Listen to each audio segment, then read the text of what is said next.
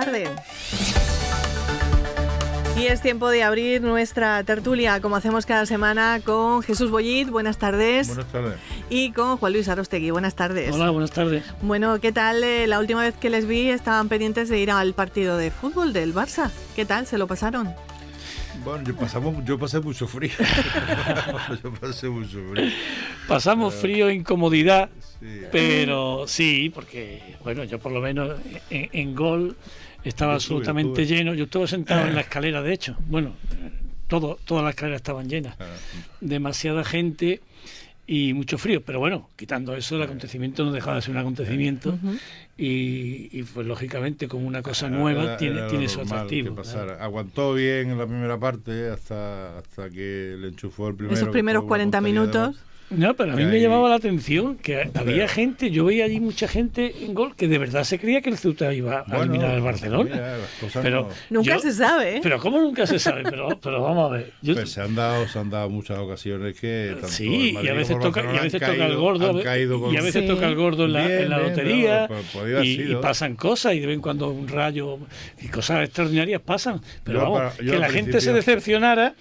Yo iba a ver el partido como la fiesta que es, que jueguen el Ceuta Barcelona, claro. Para la gente que nos gusta el fútbol, es una cosa pues nueva, diferente, bonita, emocionante si quieres, pero hasta ahí. Pero competir no podemos competir. O sea, que allí jugaba el señor Lewandowski, ha sido bota de oro. Sí. Espectacular. Bota de oro de Europa. ¿De qué estamos hablando? Entonces la gente... Que se puede dar caso.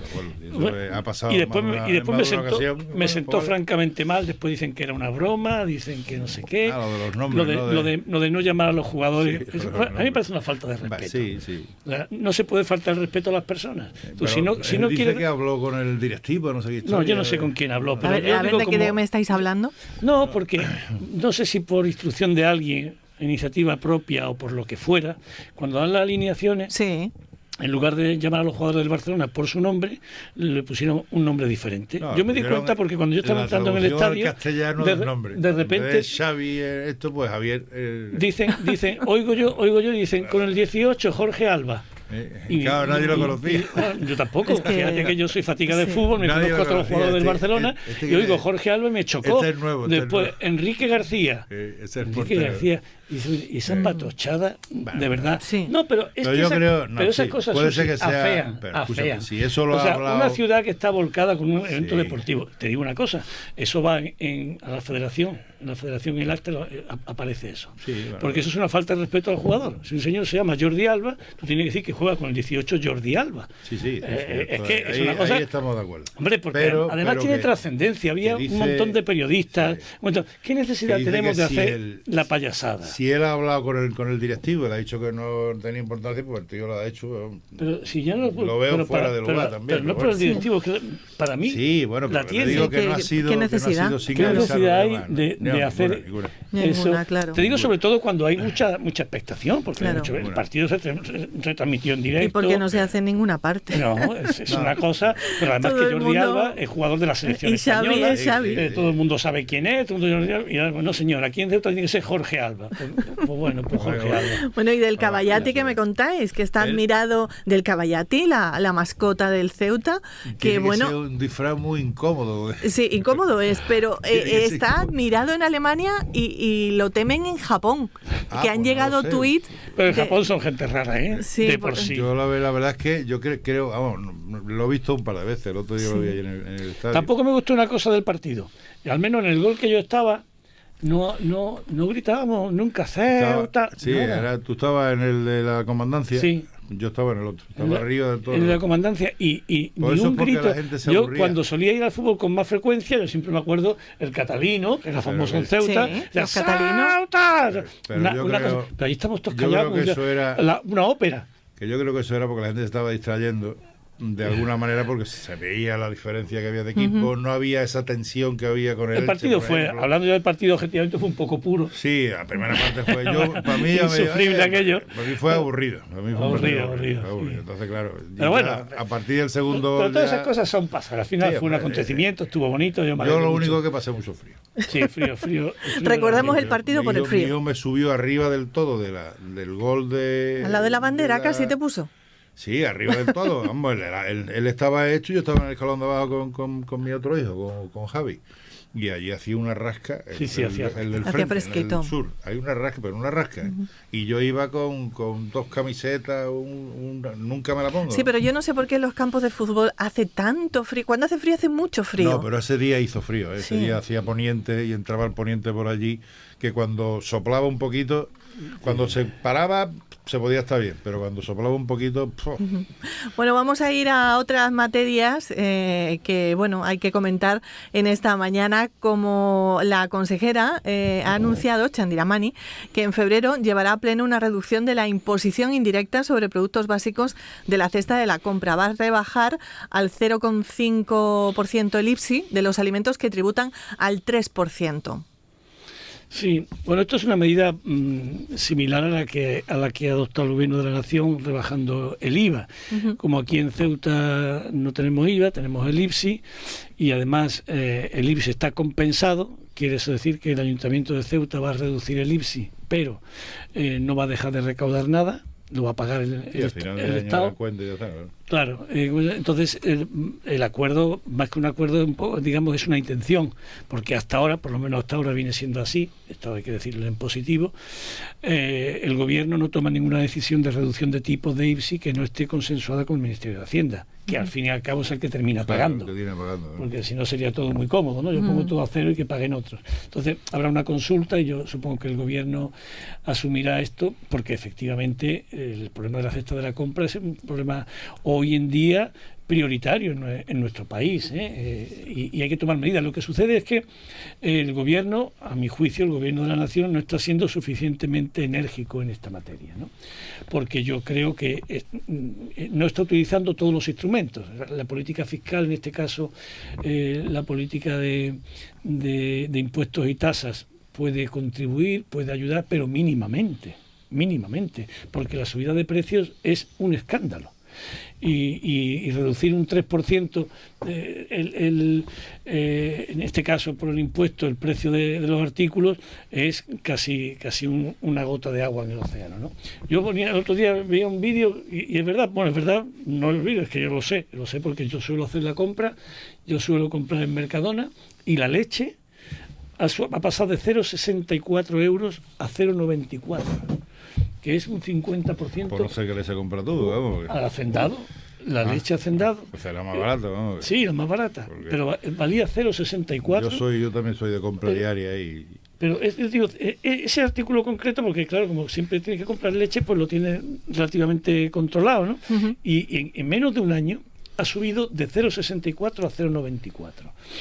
Después hay muchos más precios que han subido, ha sido todo, barbaridades. Ha sido huevos, azúcar, pan, ha sido todo. Te pongo este ejemplo porque no sé concretamente. Digo, el aceite no te quiero ni decir. Bueno, el aceite... Está todo. Entonces, claro, ¿esto qué sucede? Que esto, para según qué economías, es una cosa insoportable. Sobre todo porque son productos como carne, pescado, leche, fruta, cereales, pasta. De comer langosta ni nada. No, ya más básico, ¿no? Es decir, que no es ya carne y pescado, sino más básico todavía, efectivamente, que es el arroz, la pasta, la leche, el pan, el azúcar. Entonces, ese es el último escalón. Aquí habría que hacer una política de intervención de precios directamente. O sea, eso es constitucional, eso es perfectamente posible para el Gobierno, y es verdad que tiene que tener un carácter temporal, que tampoco hay que intervenir en el mercado en exceso, todo eso es verdad, pero hay una verdad para mí superior, y es que hay que garantizar que la gente pueda comer con el sueldo que gana, que cualquier otra cosa me parece... Pero yo creo que aparte de eso, Luis, que bueno, yo ahí no me meto, el tema de intervención de precios, el mercado es libre y cada uno tira por el mercado es libre, pero puede estar hay que garantizar que la gente pueda comer. Más o menos controlado. Pero yo creo que el gran problema de esto es la falta de información. El gas ha subido una enormidad, ha subido con eso, tira para arriba a todos los precios, y el gas está ahora mismo bajo mínimo, y la luz está ahora mismo bajo mínimo. Pero nadie ha explicado, de verdad, se ha puesto alguien a explicar el por qué ha subido la luz, el por qué ha subido el gas, y el por qué ha bajado la luz y el gas, y después no han bajado todo lo que eso conlleva, ¿no? Entonces yo creo que hay una falta de información, hay falta de transparencia en esa historia, y eso es porque tenemos un mercado global especulativo por completo, pero eso está más claro que el agua, vamos. Sí, pero a mí que los recibos de la luz, el kilovatio hora que dicen que estaba en 400 y pico y ahora está en 45 o en 40, y antes por qué así y ahora por qué asado. Sí, no lo explican. Y con lo que no se explica no se entiende. Bueno, sí, pero bueno, ya más allá de la explicación, aquí hay también un problema político de fondo, pero eso sería muy largo. Mira, yo tengo muy claro, y creo que eso debe ser así, que lo que se llaman sectores estratégicos tienen que estar bajo el control directo del Estado. Esto es una cosa fundamental para poder... esto es una opinión. Es una opinión. No, pero pero es que siempre estamos dando vueltas a este tipo de cosas. Porque mira, ahora mismo la luz sube, la luz baja, el gas, todo eso está muy bien. Pero lo único dato que de verdad yo creo que hay que fijarse es en que la cadena Mercadona, de la que acabo de hablar, sí, este año ha ganado 680 millones de euros. Entonces, si tú ganas 680 millones de euros, no tiene ninguna justificación que tú subas la leche en un 50%. No tiene ninguna justificación. Nada más que una falta de compromiso social. Las empresas, en nuestro país, lo dice la Constitución también, la riqueza está al servicio del conjunto de los ciudadanos. Entonces, no, te digo que si las empresas no son... Esa es tu forma de leer las cosas. La Constitución no es la forma mía, porque yo no estoy a favor de esta Constitución. Pero la Constitución pone que la riqueza del país está al servicio de la sociedad. Pero en cualquier caso, te digo esto porque si las empresas motu propio no restringen sus beneficios para ponerse, digamos, de acuerdo con el tiempo, ahora mismo hay una inflación. Señores, vamos a mantener los precios que podemos. No lo hacen. Bueno, pues entonces tiene que haber un poder del Estado que diga, no, mire usted, en España no se vende la leche por encima de 50 céntimos. Se acabó. Pero yo creo que la grande y se acabó. Y si a usted eso le genera pérdidas en el año 2023, imaginemos que poniendo un 0,50 litros de leche, imaginemos que en el año 2023 Mercadona, en lugar de ganar 680 millones de pesetas, gana solo 315. O pierde. O pierde. Claro, bueno, pues lleva usted 40 años amasando una fortuna. Porque eso ya es... Eso es solo las historias que mucha gente eso son las historias, eso son las verdades. Eso no es populismo puro y duro. No hay populismo, no hay populismo que valga, porque esto se hace así. Esto se hace así cuando interesa a otros. Mira, el tema hace poco, antes de ayer escuché por la radio, sí, lo que no puede ser, las grandes superficies se mueven en volumen. Pero vamos a ver una cosa muy sencilla. Estamos ahora mismo, desde el punto de vista económico y en concreto de la inflación, y más concretamente de la cesta de la compra, en una situación excepcional. ¿Sí o no? Sí, claro, vale, estamos. Claro. Parece que una prioridad debe ser garantizar que la gente con los sueldos que cobra pueda comer. ¿Es una prioridad? ¿Sí o no? Llevamos un año en el que las empresas no han querido poner los precios a un nivel más asumible por el conjunto de la población, ¿sí o no? El Estado interviene. Durante el año 2023 se ponen, esto hablamos siempre, y esto es importante recalcarlo, porque estoy diciendo siempre de precios de alimentación básica, o sea, los huevos, la leche, lo básico. Bien, entonces topar transitoriamente esos precios para garantizar que la gente con los sueldos que cobra pueda comer, me parece que es elemental. Y es posible y se debía hacer. Porque está muy bien lo de la libre competencia, es una cosa que está muy bien, y hay muchas cosas que están muy bien. Pero si no somos capaces de que la gente de nuestro país coma, todo lo demás está de más. Porque es que la comida es fundamental. Esto que está pasando a mí me parece especialmente indignante porque si estamos esperando que la justicia social recaiga sobre la conciencia de las empresas, es que no sabemos el mundo en que vivimos. Es que estamos en los mundos de Yupi. O sea, estamos diciendo, no, hombre, a ver si las empresas son conscientes de la situación en la que estamos. Las empresas solamente son conscientes de su cuenta corriente. Esto ha sido así siempre y no va a cambiar. Yo no digo que esté bien o que esté mal, pero es así. Pero bueno, la cuenta corriente me parece muy bien. Pero si a mí yo digo que no me parece ni bien ni mal. Yo lo que digo es que... Me parece muy bien, pero que el tema no es tan simple como tú lo pones.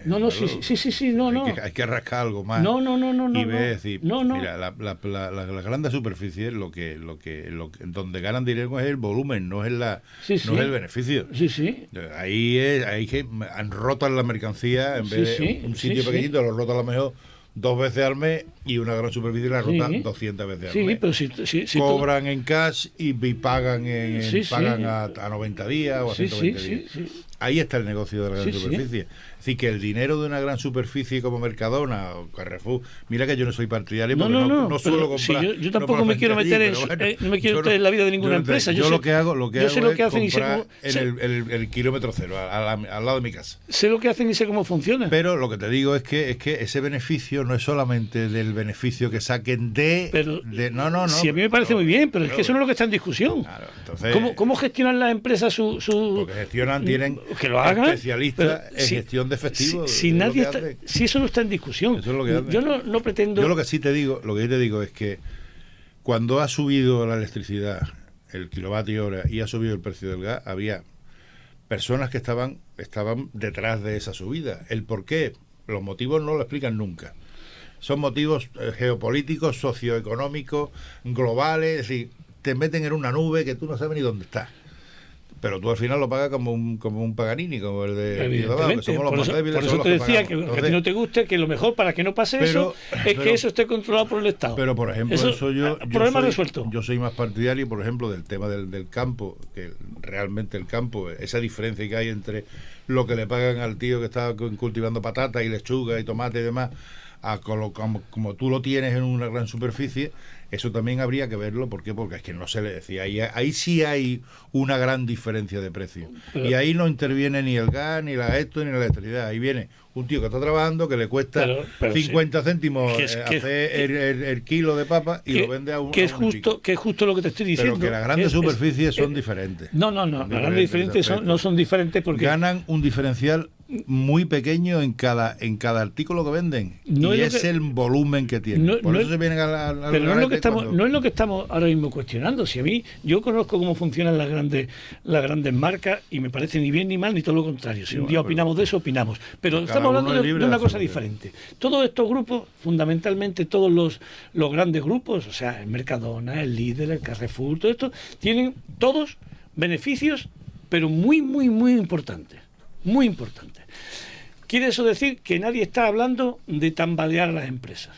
Estamos diciendo, en una situación coyuntural en el que hay un problema de inflación que está repercutiendo de manera muy clara y muy grande en la comunidad doméstica, se mantengan obligatoriamente unos precios básicos mínimos. Me parece que eso el gobierno está tardando en hacerlo. Yo no sé por qué. Muchas veces este gobierno en muchas cosas no se comporta como un gobierno de izquierda, o no se comporta como yo creo que debe funcionar un gobierno de izquierda. Porque un gobierno de izquierda se debe distinguir porque utilice todos los instrumentos a su alcance para proteger a los más débiles. Porque si algo tiene sentido en el Estado es que sea capaz de garantizar un mínimo de igualdad y la vida de los ciudadanos, en todos los sentidos. Y ahora no lo está haciendo. Bajan el IVA, vale.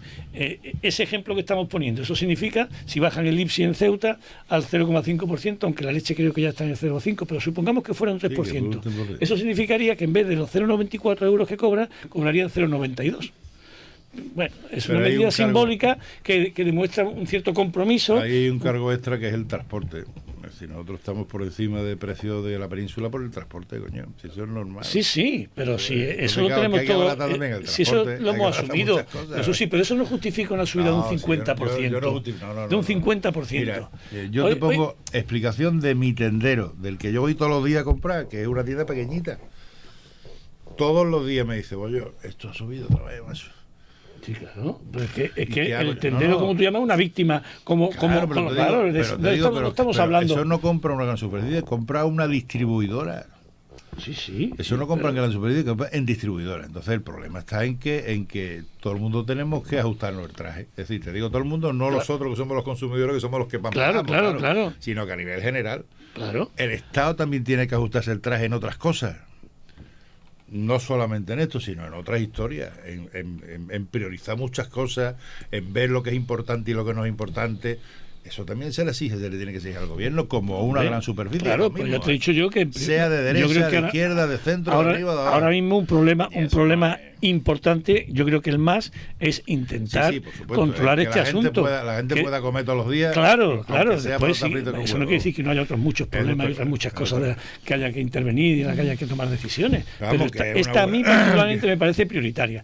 En Ceuta, yo hace unos meses, Ceuta ya llevó una propuesta que consistía en que el ayuntamiento, a aquellas empresas que garantizaran que durante un año no subían el precio, le subvencionara el transporte. Era una forma de intervenir en positivo para que las empresas no asumieran, empresas no refiero a empresas pequeñas, no tuvieran que asumir el coste y pudieran mantener sus precios a los ciudadanos. Pues de todas formas es una ayuda no estatal pero local, pero a nivel de gobierno. Sí, claro, porque yo creo que los gobiernos tienen que hacer todo lo que puedan para afrontar este problema. Mira, lo que pasa es que el gobierno local tiene mucho menos capacidades. Pero lo vas a decir. Pero lo voy a decir. Y la gente se va a cabrear. Bueno. Ayer recibo una carta en mi casa del ministro de Seguridad Social. Que han subido las pensiones. Eso es, pero sí, va a subir las pensiones. Yo pensé que porque lo veo una barbaridad. Te lo digo en serio, no es broma. Y dije, el Estado ahora mismo no puede con esta carga. Esta mañana 12.000 millones, creo que son mensuales de pago de pensiones. 12.000 millones. Cuando estamos endeudados en un 130, un 140% en deuda que tenemos que renovar. Y le digo, no sería más lógico, coño. Y yo estoy tirando piedras sobre mi tejado, ¿eh? No sería más lógico hacer un aumento de una forma escalonada, es decir, que el que menos cobre tenga una subida. Claro, es que yo me he puesto a hacer las cuentas y el 8,5%. Sí, el 8 ya lo claro, la gente dice, coño, yo trinco, pero no tengo más remedio que trincarlo, pero vamos, mi opinión es que yo me podía haber contentado con lo que tenía, o una subida de un 1 o un 1,5% normal, y que la gente que cobra 800 o 900 euros, que no sé cómo termina el mes, 500. Pues no lo sé. Y 400. Sí, te digo yo, la normal, la media, entre 800 y 1.000 euros son los que cobran la pensión de jubilación. Pues bueno, porque a esa gente sí se les pudiese subir un 8,5%. Pero es una huida hacia adelante. Porque eso al final es una deuda que se queda ahí, que es un macuto que cada vez está con más piedra y con más historia y que no nos deja de andar. Porque ahora que el Euribor ha subido... Vamos a ir por partes, que tenemos dos o tres cositas mezcladas. Hay varios frentes abiertos. La primera cuestión. Pero eso ya se queda zanjado, ¿no? No. De 0,50, ¿no? No, pero un momentito. La primera cuestión que es un debate que ha habido y que afortunadamente en el Congreso ha salido a favor. ¿Hay que revalorizar las pensiones con el IPC? Bien. ¿Sí o no? Eso es un debate. Las pensiones con respecto al IPC. Pero es el año menos adecuado. No, pero no. El menos adecuado. Eso ahora hablamos del segundo debate, si es o no adecuado. A mí me parece que eso es una cuestión fundamental. O sea, el vincular el crecimiento de las pensiones al IPC me parece una conquista y un derecho, pero y que hay que yo no te digo que no, sea como sea. Yo no te he dicho que no, pero te digo que el crecimiento, el mío, mi pensión crece 10 veces más que una que es la mínima. Esa es una segunda discusión. Claro, segunda discusión. ¿Las pensiones en España están bien o están mal? Aquí las pensiones no contributivas son 480 o algo euros. Eso no se puede llamar una pensión. No, eso está bajo. Eso es una miseria. Entonces tenemos que seguir hablando de los presupuestos del Estado. Lo que hay que discutir sobre las pensiones sí, porque tú lo que planteas es que las subidas sean por tramos en función de los niveles de las pensiones. Claro. Es un debate, claro. pero ese debate lo que de fondo trae es un debate solidario. ¿Las pensiones son en España son unas pensiones justas? Ese es el debate. Pero es que yo soy muy realista. Pero no somos realistas. Mira, cuando la gente dice esto... Tú si no puedes comer langosta, pues no comes langosta. Claro, tienes que comer jureles. Naturalmente. Pues el problema es cuando yo me como los jureles. El problema es cuando yo me como los jureles porque el que tenía que comer langosta es otro. Mira. Pero me refiero a las pensiones. Me refiero que si tú no puedes tener una subida de un 8,5 en el cómputo global... Es que sí se puede tener. Es que se puede, mira. Tal como estamos el país. Sí, es que el país, ese es el problema, vamos a ver. La gente dice, oye con mucha frecuencia, dice, es que estamos endeudados en un 110%. 120 y tanto, 130 casi. Y uno dice, qué barbaridad, no sé dónde vamos a ir a parar. Digo, un momento, yo hago la pregunta a una persona, economía doméstica. Digo, tú imagínate que tú ganas 50.000 euros al año. Vale, endeudarte 110% significa que tú vayas y pidas un préstamo en un banco de 55.000 euros. ¿Tú con 50.000 puedes pedir un préstamo de 55.000? ¿Eso es una exageración? ¿Eso es una quiebra? ¿Eso es un disparate? ¿Es una situación caótica? No, no. Una persona que gane 50.000 euros al año, que pide un préstamo de 55.000, es lo más natural, lo más corriente y lo que hace todo el mundo. Vamos, tú me estás diciendo con esto que es normal que no, España yo estoy diciendo que ese déficit que tiene y esa deuda es normal. Claro, es normal porque el déficit es el déficit, claro, naturalmente, es que el déficit es un instrumento de la política económica. Lo que hay que usar es el déficit bien. El problema no es que el déficit sea bueno o malo. Lo que tiene que gastar el gobierno, sea este o de otro color, es gastar bien las cosas y priorizar los temas de los gastos. Traslademos el mismo ejemplo a la economía doméstica. ¿Tú, una persona que empieza a trabajar, se puede comprar una casa? No. Se la puede comprar ahorrando a los 20 años. Entonces tú le dices a esa persona, no, cuando ahorres para comprarte una casa te la compras. Y durante los 20 años, ¿eso qué hago? Bueno, te queda en casa tus padres o te vas buscando la vida. No, hay una posibilidad, yo tengo garantía de pagar mi préstamo hipotecario, voy al banco y empiezo a vivir con mi familia en mi casa y pago todos los meses. Exactamente igual pasa aquí. El Estado tiene gastos, el desarrollo de un país y el desarrollo de la economía de un país tiene inversiones que no se pueden aplazar. Pero sí. Y sé lo que estoy diciendo. Pero que los préstamos y las deudas no son malas. No, pero hay que pagarlas. No, claro, naturalmente. Y España paga todas sus deudas. ¿Quién dice que no las paga? Hasta ahora yo no sé en qué momento ha habido una en que España no haya pagado sus deudas. España es un país solvente y paga. Otra cosa que es discutible. Lo que tú no puedes estar con dentro de la política de endeudamiento, no lo puedes tener. Pero sí, perfectísimamente. ¿Cuál es la prioridad que tiene el Estado ahora mismo? Es bajar el déficit que tiene. ¿Cómo que no? Claro eso que es otra discusión. Nosotros aquí en España, hay que decir por desgracia, porque yo no sé si mucha gente lo sabe o le importa o lo entiende, no sé. En España hemos cambiado una vez la Constitución. En España se ha cambiado la Constitución. Está que todo el mundo se da golpe de pecho. La Constitución! Bueno, España llegó a Europa, llamó a Zapatero por teléfono y le dijo, o cambia la Constitución en el artículo 135 o estás muerto. Y entonces, deprisa y corriendo, con nocturnidad y alevosía, se juntaron el PSOE y el PP en un despachillo y hicieron un artículo nuevo de la Constitución, que por supuesto ni se ha sometido a referéndum, ni nadie sabe, y ahí está. Y ese artículo lo que dice es que el pago de la deuda pública es la prioridad del gasto en España, antes que cualquier otra cosa, que tiene mucha tela. Pero esa imposición de quienes mandan no quiere decir que sea una decisión en términos económicos correcta, ni por supuesto única. Ni por supuesto. Lo que pasa es que sí le interesa a ellos, porque son entre otros los que hacen los préstamos. Pero España tiene unos niveles de préstamo y endeudamiento perfectamente asumibles. Si el problema no está en que sea mucho o poco, el problema está en que lo puedas pagar. Esto es así. Si tú ganas, si tú tienes un sueldo, de 2.000 euros y tienes que pagar un préstamo de 400, no tienes ningún problema. El problema lo tienes cuando tengas un sueldo de 500 y tengas que pagar 450. Tú suponte que ahora la deuda de los últimos años, la que teníamos, que era deuda que estaba en mercado. Todos los países tienen deuda. Y todas las familias. Las familias no tienen deuda son ya porque ya son viejos, ya han pagado sus préstamos y ya están esperando que... Pero que me estoy refiriendo a que los últimos años, cuando tú emitías deuda o renovabas deuda, la emitías a un tipo de interés negativo, por ejemplo. Sí. Y no te costaba un duro. Es más, había gente que hasta pagaba por comprar deuda pública española. Hoy en día el Euribor anda sobre un 3 y pico %, si no me confundo. Sí. 3,5, 3,40 más o menos. Un poquito menos, pero bueno. O 3,20. Eso es. No estoy actualizado. Eso, en el volumen de la deuda que tenemos, eso es un bocado enorme de grande para el tema de las cuentas anuales de un gobierno. Luego, lo que tenemos que hacer, de alguna manera, claro, son formas diferentes de concebir el tema, ¿no? Lo que tenemos que hacer es intentar rebajar esa deuda para que nos cueste el menos dinero posible.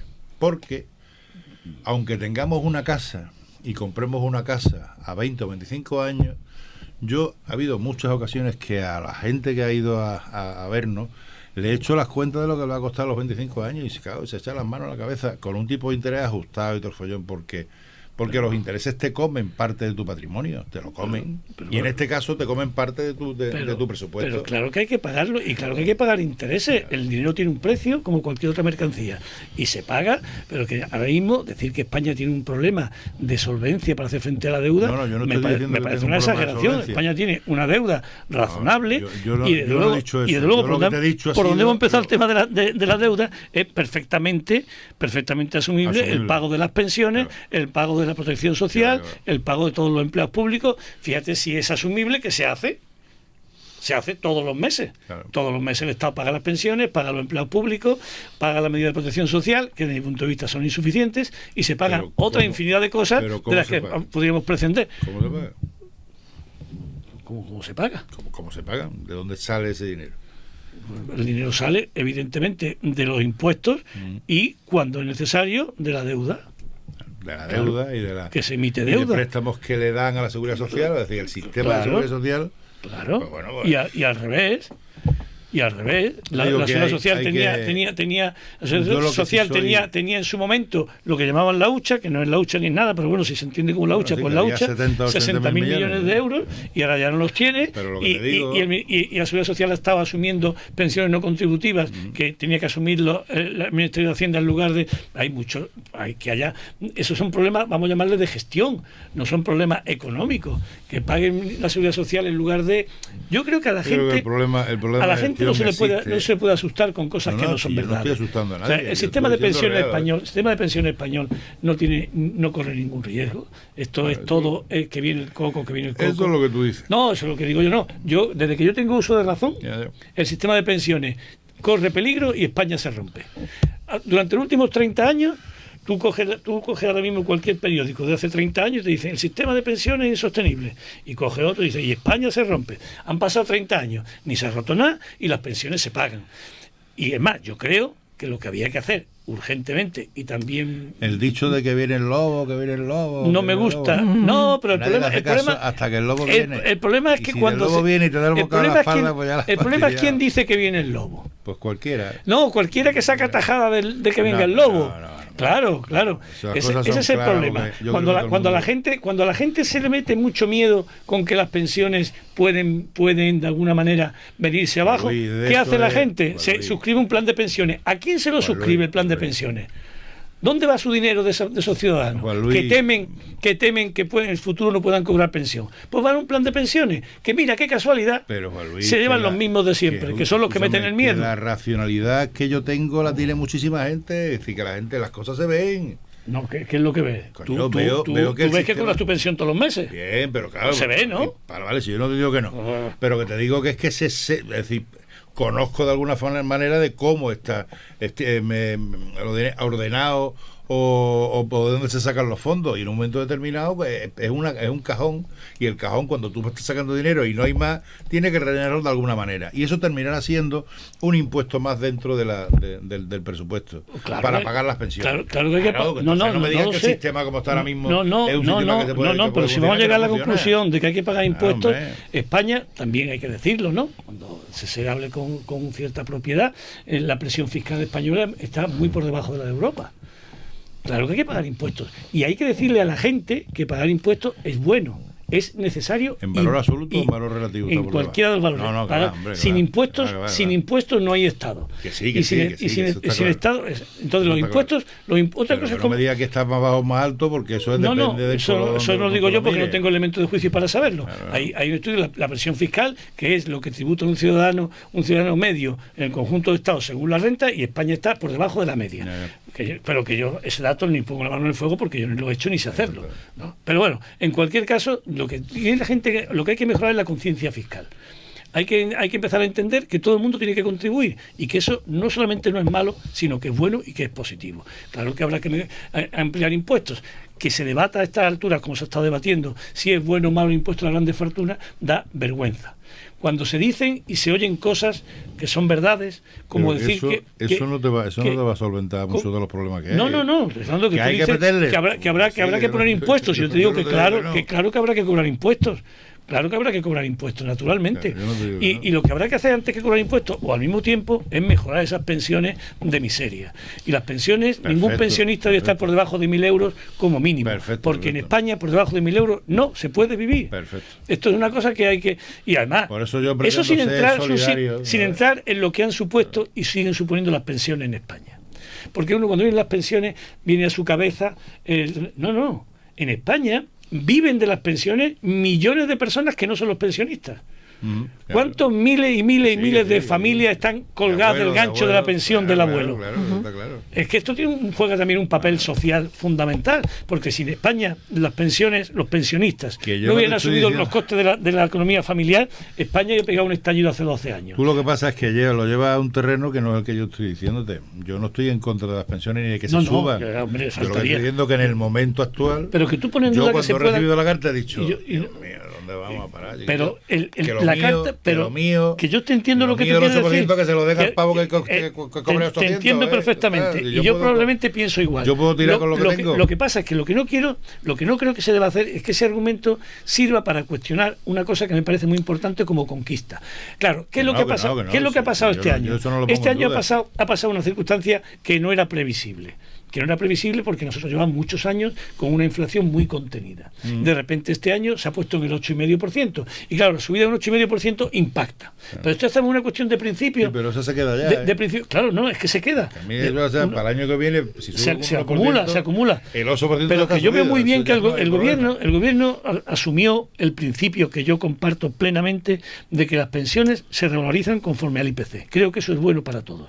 El gobierno podría este año haber dicho, bueno, este año, como hay una situación excepcional, porque la inflación no podíamos nadie sospechar que iba a pegar este salto tan imprevisto y tan fuerte, vamos a poner en cuarentena este artículo y subimos como los empleados públicos un 2,5%.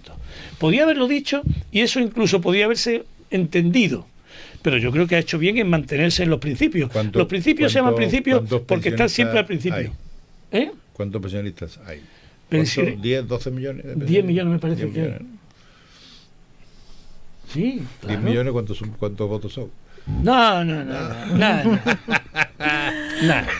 Eso 10 millones de pensionistas sin contar eso es simplificar las cosas, porque si eso fuera así, si todo se redujera a las elecciones, no ganaría la derecha una elección en su vida. Porque evidentemente hay muchos trabajadores, muchos más que gente acomodada. Si los trabajadores votasen siguiendo esa forma de pensar que tú estás diciendo, pues ganaría la izquierda abrumadoramente siempre. Y no pasa así. La gente condiciona su voto a unas cosas, cada uno a su forma, en su momento y según muchas cosas. O intereses, o ideología, o percepciones, o emociones, o sentimientos, o relaciones. En fin, la forma por la que una persona vota a un partido político está todavía por descubrir. Si se descubriera, pues los resultados no habría ya ni que hacerlo. Pero yo creo que eso ha sido una huida hacia adelante. Yo creo que el gobierno... Tenían que haberlo hecho de otra forma. El gobierno ha mantenido un principio que es un principio que yo creo que hay que defender a capa y espada. Las pensiones forman parte del estado del bienestar con letras mayúsculas, hay que protegerlas, hay que aumentarlas, hay que mantenerlas, y yo creo que decir que se revalorizan conforme al IPC es algo bueno para el país y necesario. Que es verdad que este año la aplicación de ese principio es un coste más de lo que uno podría pensar. Sí, pero así es la vida. Cuando tú te rompes una pierna, pues tienes que pagar al hospital. Si tienes que pagar el hospital, pues dice uno, joder, pues este mes voy jodido. Vale, pues este año iremos jodidos. Pero los pensionistas cobran su 8,5% porque la vida ha subido un 8,5%. Y de eso hay que estar contento y satisfecho. Y además, exigir que se mantenga. Yo no estoy claro, pero lo que tú dices, que después la distribución va más, pero yo creo que eso va más, Susi, va más a lo que es cómo ahora mismo se calculan las pensiones. Yo creo que sí que las bajas había que subirlas y bastante. Yo creo que eso es una asignatura pendiente que yo no sé muy bien porque este gobierno no ha querido afrontar, ¿no? Tampoco lo iba a hacer todo, porque es verdad que... Pero yo creo que sí, que eso sí. Lo va a hacer todo lo bueno y lo malo, ¿sabes? No, malo ha hecho muy pocas cosas este gobierno. Bueno. Yo digo objetivamente hablando. Vamos a hablar de la creación de empresas, que no quiero que se nos vaya este asunto asunto porque en Ceuta no se ha detenido a pesar del panorama adverso que estamos viendo a nivel nacional. Según la estadística mercantil del Colegio de Registradores, la ciudad autónoma se sitúa en el tercer lugar de las regiones de España donde más se incrementó la creación de sociedades mercantiles, alcanzando un 10,9% en el cuarto trimestre del pasado año, comparado con el mismo periodo de 2021. ¿Pero o sea, ¿es el neto o el bruto? Pues no lo sé. Es que si es el bruto... Te lo digo, a ver... Claro, es que si se han creado... Pero mira, yo, Maribel, estoy aburrido de ver estas estadísticas. Pero mira, el otro día salí de paseo. Y digo de paseo porque era un paseo. No lo pone Jesús. Normalmente ando mucho por la calle, ¿no? Pero no voy de paseo, voy andando, voy a un sitio y yo me fijo poco en las cosas. En la gente ni en los sitios. Voy andando y voy pensando y no me fijo. Y el otro día digo, voy a pasear. Y salí a pasear. Desde mi casa, yo vivo en Real 90. Y de mi casa a la Plaza de los Reyes conté 14 establecimientos cerrados. ¡Cerrados! O sea, enfrente de mi casa estaba una pastelería que ya no está, Bankia que ya no está, una tienda de decoración que ya no está, una tienda de peluquería que ya no está, un horno que ya han cerrado, una tienda que ya han cerrado.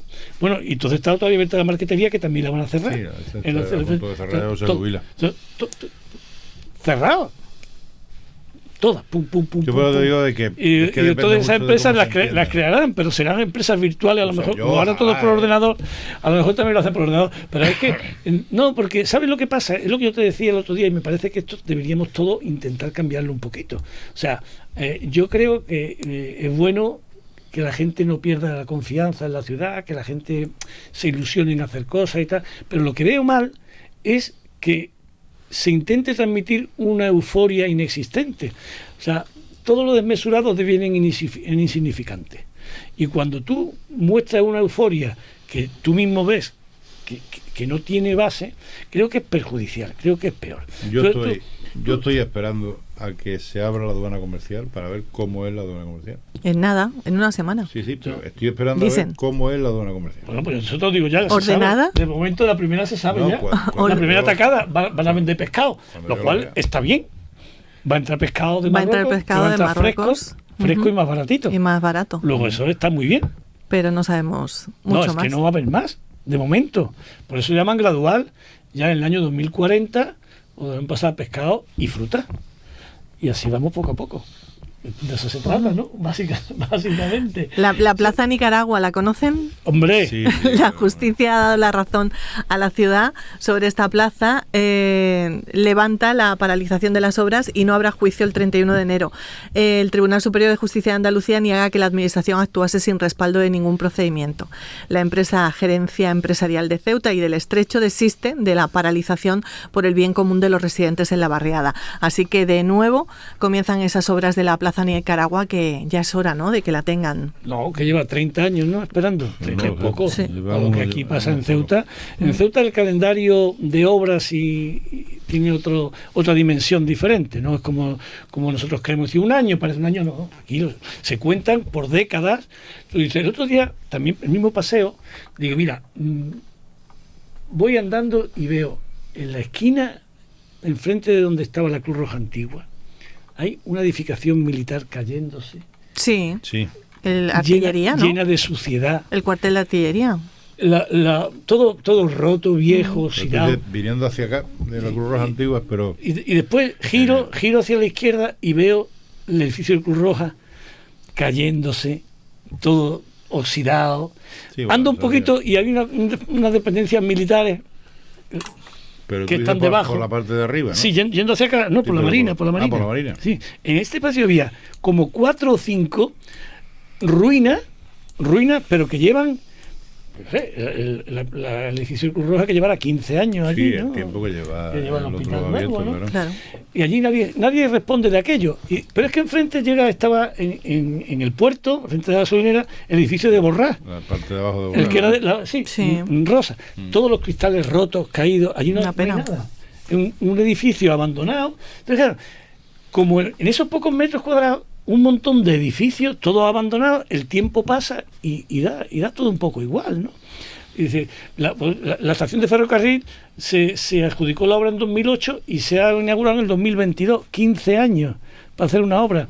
La Plaza Nicaragua llevamos 30 años. Sí, yo no sé lo que la Gran Vía, que hay todavía una parcela sin edificar, vamos para 40. O sea, que es una cosa un poco peculiar de aquí de nuestra ciudad. Los motivos no lo sé, pero vamos, sí es verdad que hay por esa zona y la Currura, por ejemplo, un edificio. Yo creo que ahí funciona la escuela de enfermería, ¿no? En una parte. Sí, pero al fondo, en una parte. Sí, que fue la parte más moderna. Y son 8 plantas, pero dejado, cerrado, abandonado.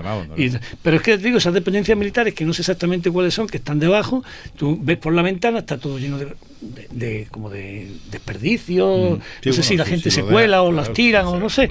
Está abandonado, todo así, pero estamos hablando de un lugar céntrico, de cosas que llevan años y años y años, que uno pasa y dice, por Dios, no hay alguien que venga aquí y recoja eso. Eso es la parte de la y haga algo. De la propiedad del Ministerio de Defensa que tiene tú dices, que negociar con la ciudad para que se lo ceda. Y tú piensas, dices, aquí es con el ejército hemos topado, ¿no? Porque entre Trace, las Brigadas Verdes, Traxa, tampoco tenemos para recoger, que es una ciudad muy grande. Le voy a hacer una recomendación antes de despedirnos, porque hay nuevo libro de Francisco Sánchez, no sé si lo han podido ver o escuchar, el investigador ceutí, presentará el próximo 1 de marzo en la Biblioteca Pública el libro Mujeres ceutíes olvidadas, represión, cárceles y fusilamientos 1936-1958, un libro que, bueno, tiene que tener una historia maravillosa de las 15 rosas represaliadas en Ceuta, en el libro de Paco Sánchez, ¿no? Interesante que se hagan estas obras, ¿no?, en nuestra ciudad. Hombre, que no se olvide. Recuperar historias que no se conocen. No, a mí esto me encanta porque, bueno, aparte de que Paco lo hace muy bien porque es muy meticuloso y trabaja mucho en este terreno, a mí me parece que eso es que el país en general, pero si hablamos de Ceuta, hay una deuda con miles de personas a las que nunca ni se les reconoció, ni se les hizo justicia, ni se les valoró ni siquiera, ¿no? Yo creo que es muy interesante que ahora todo eso de alguna forma se exponga ante la ciudadanía para que estas personas, ya de luego no existen, pero sí existe el testimonio, existe una presencia simbólica de muchas personas que sufrieron mucho en este país por culpa de una dictadura terrorífica, sangrienta y asesina, y creo que es muy bueno que todas esas personas tengan el reconocimiento de la ciudadanía que se merecen, ¿no? A mí esto me parece... y personas que seguramente conoceremos aparte de su familia, bueno, ¿no? De eso es, si no conocemos directamente, sí, claro. Porque Ceuta era pequeña y las familias, quieras que no, algún contacto. Nos suenan muchos apellidos de los que salen. Pues esas mujeres ceutíes olvidadas, con además imágenes, ¿no?, con fotografías que nos trasladan a ese de aquella época. Donde se ve no sé cuántas están en la portada, pero sí. Sí, en la portada hay 3, pero bueno, hay Sí, hay imágenes. Bueno, pues un libro que esperamos leer próximamente. Y por último, Mateos alega que una interpretación errónea de la ley no es prevaricar. La exdelegada del Gobierno recurre ante la audiencia el auto que la manda a Condeu a juicio oral. Su defensa dice que de ninguna manera hubo dolo o arbitrariedad. Aquí tenemos ya muy poquitos minutos para hablar de ello, pero bueno, ahí queda también la noticia, ¿no?, de esta semana, de este lunes. No, yo creo que de este episodio yo lamento mucho la situación personal, tanto de Ori como de Maribel, porque creo que, en fin, siempre verse en un trance complicado cuando uno cree que ha obrado de buena fe, pues es desagradable. Lo que sucede es que la gente tiene que acostumbrarse en este país a que la algarabía ni la unanimidad ni nada de todo esto sustituye a la ley en un Estado democrático. En aquel entonces toda la ciudadanía, de manera clamorosa, arropaba la expulsión de los menores. Y estas personas yo creo que pensaban que hacían lo correcto porque hacían lo que el pueblo demandaba. Pero claro, esto es una forma de funcionar en el siglo XV, no en el siglo XXI. Claramente había una transgresión legal y eso, lógicamente, deben dilucidarlo los tribunales, con todas las cautelas, con toda la seguridad jurídica, con todo el derecho a la defensa que, por supuesto, tienen, explicando sus argumentos, pero que aquella expulsión no era legal, eso es sencillamente tener el juego en la cara. Lo que pasa es que yo creo que ellas las dos, o el gobierno o quien fuera, actuaron cegados por esa idea de que lo que la gente quiere está bien independientemente de que sea o no legal. Y eso hay que empezar a quitarlo un poco del debate político. La ley es la ley, independientemente de que te guste más o te guste menos, que tú tengas una opinión a favor o en contra de la propia ley, pero la ley se tiene que respetar siempre y en cada circunstancia, porque si no, no es el imperio de la ley, es el imperio de la ley cuando a mí me parece que hay que aplicarla, y esto ya nos mete en una deriva antidemocrática con consecuencias muy negativas, ¿no? Jesús. Yo prefiero no pronunciarme porque yo creo que ahí Juan Luis pues ha dado parte de lo que él piensa, pero yo creo que en ese momento pudieron no solamente ya el transgredir la ley, ¿no? Yo creo que ahí hubo también parte no solamente de la acción del gobierno o de la ciudad, sino ahí entró a jugar también el gobierno de la nación, ¿eh? Sin duda. Es más, yo tengo una opinión sobre esto. Yo creo que el procesamiento de estas dos personas es un cortafuegos para salvar a Marlaska. Yo lo tengo muy claro. Para el gobierno español, claro, que y entonces, Ori y Mateo estén en un proceso, no tienen ninguna relevancia, ninguna importancia, Marlaska sí. Claro. Entonces, claro, el responsable directo de esto, yo creo que es Marlaska y el gobierno a través de la Fiscalía, traza un cortafuego y dice, un momento, que aquí vienen bombas antes de que nos caigan a nosotros, que le caigan a los mandados, estos de allí, que al fin y al cabo... Y yo también en ese momento específico de la evolución de menores, era una situación no vivida nunca en la ciudad, y que había que reaccionar de alguna manera. Yo comprendo que haya las leyes internacionales de esas devoluciones en caliente que lo prohíben, ¿no? Uh-huh. Pero claro, en esos días la gente no estaba nerviosa, estaba atemorizada, estaba angustiada, es decir, que no estaba en circunstancias normales. Eso no está hecho con premeditación y alevosía, sino eso está hecho respondiendo a una situación que no se esperaba nadie. Pero en eso hay que ser drástico. La ley es la ley. Muy bien. Es que si no entramos en subjetividad. La angustia es un sentimiento subjetivo. Tú imagínate si cada gobernante que percibe angustia en alguna circunstancia puede saltarse la ley. Teníamos capacidad en ese momento para absorber todo lo que teníamos en la ciudad. Era imposible. Yo recuerdo esos días de una forma que, y mira que yo soy tranquilo, que yo no soy un tío que saltera. Si la gravedad de los hechos no está en cuestión. Es que Dios mío, es que esto no es que primero es que no teníamos capacidad absolutamente para nada. Pero tú haces una deformación. Que exagera por un momento. Que a lo mejor es que la ley está mal hecha. Yo estoy a favor de la ley. Pero exagera por un momento. Imagínate, ¿eso justificaría un tiro en la cabeza? No, hombre, no va a ser eso. ¿Por qué? Porque la ley lo impide, ¿no? Porque la ley lo impide. Pero es que a menor nivel la ley también impide que te echen. Que hay que cumplir la ley, perfecto. Pero que hay atenuantes en ese momento, y esos atenuantes es que es una situación que no la ha vivido nadie en la ciudad, nadie. Entonces cuando uno decide, pues decide presionado por muchas cosas. Pero es que eso es lo que no puede ser. No se puede sustituir. Es Fuenteovejuna todo a una. Escúchame, la ley dice que no, pero como estamos todos de acuerdo, adelante. Poner en el pellejo de la gente que iba a decidir en ese momento, y es muy complicado, es muy difícil. A lo mejor se equivocaron, perfecto. Yo no digo que no te quepa duda. Pero que no es para que después lo crucifiquen a nadie, porque es una situación donde, bueno, que aunque sean devoluciones en caliente, me parece perfecto, que yo lo entiendo, lo comprendo, pero también hay que comprender que aquí estábamos angustiados, y el gobierno de la nación fue el que de alguna manera dijo que sí, que en eso yo estoy totalmente de acuerdo. Nos tenemos que ir, nos vamos para Madrid, 2 y 2 minutos de la tarde. Porque vosotros queréis. Efectivamente. Muchas gracias a los dos, Juan Luis Arostegui y Jesús Bollit, una vez más por estar con nosotros en la mañana de COPE Ceuta. Lo dicho, nos vamos hasta mañana.